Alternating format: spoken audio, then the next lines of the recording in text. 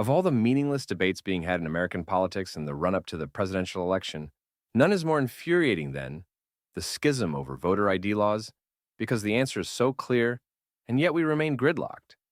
America stands alone compared to most Western nations when it comes to voter ID laws. In Israel and most European countries, ID is required to register to vote. In fact, 46 out of 47 European nations require ID to vote. According to CNN, not exactly a bastion of conservative news, 80% of Americans support photo ID requirements to cast a vote. I don't think we could get such an overwhelming majority of Americans to agree that dinosaurs are cool or ice cream is tasty, and yet there is widespread bipartisan agreement about voter ID laws. It's easy to understand why most Americans support federal voter ID laws. Coming in at number one with a bullet, voter ID laws could help prevent voter fraud. Fraud can take many forms, including impersonation fraud, double voting, and voting by non-citizens. If people are inherently law-abiding, and there is never risk that someone will engage in any of the aforementioned types of fraud, we must ask ourselves why we require ID for so many other activities. After all, I need an ID in America to do a lot of things. Here's a small and incomplete list of just a few activities that require me to show ID. To get on a plane, to fill out an I-9 form at work, to set up utility bills or purchase insurance, to buy alcohol or cigarettes, to drive a car, to open a bank account, to get married, to buy a gun or get a hunting license, to go to a casino, even to donate blood. Some of these even require multiple forms of ID. Yet, I never seem to hear the argument that requiring ID for these activities is an undue burden on citizens. Curious. Another strong argument is to ensure the peaceful transition of power by protecting one of our most sacred democratic pillars, our elections. In order for fraud to take place, you need two components. You need someone to have the will to commit fraud, and you need them to have the capability to carry it out. Let's put aside will for now, and just focus on the fact that not requiring ID opens the door to the possibility that fraud can occur if the will to do it is present. Whether or not you believe voter fraud is common or even likely, millions of Americans are skeptical about the integrity of our elections because in many states, there are no obvious safeguards to prevent voter fraud. By reducing the possibility for potential election fraud to take place by requiring ID, we can restore and improve people's faith in elections, which will promote the acceptance of election results. If you're truly worried about the degradation of social norms regarding the peaceful transfer of power from one administration to the next, you should staunchly support common-sense voter ID laws. Before we go any further, there are a lot of misconceptions about this topic. Many states already do require voter ID, as you can see on this map below from Newsweek. So, we're really talking about roughly a dozen states in the Northeast and on the West Coast that do not require any form of ID, either photo ID or otherwise. I don't think you need to be a political scientist to notice a trend that these are largely states that tend to lean to the left in most elections. So we have to ask ourselves, what are their arguments for not requiring any form of ID, and why do they support those positions?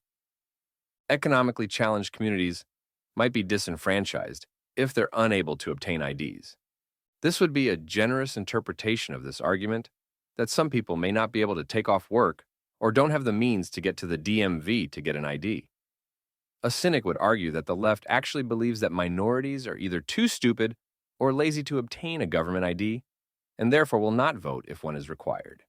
And these arguments are not supported by research done on this topic.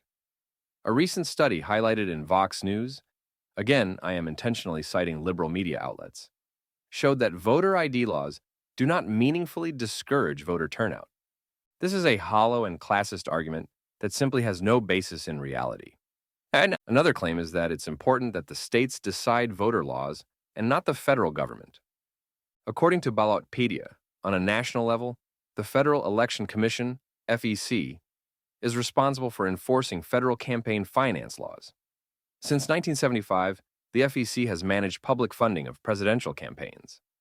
It also oversees limits on campaign contributions and publishes information on how campaigns raise and spend money for the presidency, vice presidency, U.S. Senate, and U.S. House. Why is it that the FEC can be responsible for overseeing these types of activities, but cannot require common sense voter ID requirements?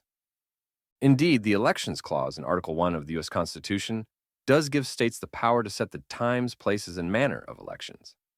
This clause is commonly interpreted as allowing states to create rules concerning public notices, voter registration, voter protection, fraud prevention, vote counting, and determination of election results.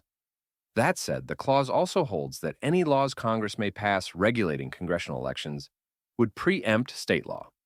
In other words, the FEC absolutely has legal standing to require voter ID if Congress wills it.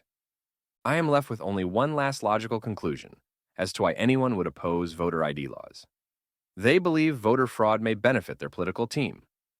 I don't personally see any other logical argument beyond encouraging non-citizens to vote, who may be more inclined to vote for Democrats due to their more lenient stance on border policies and amnesty proposals.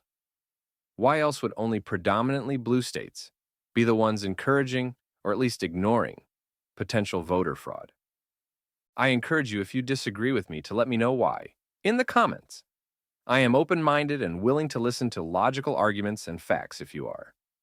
However, the more you try to gaslight me and people like me about this issue, the stronger my belief becomes that your intentions are nefarious.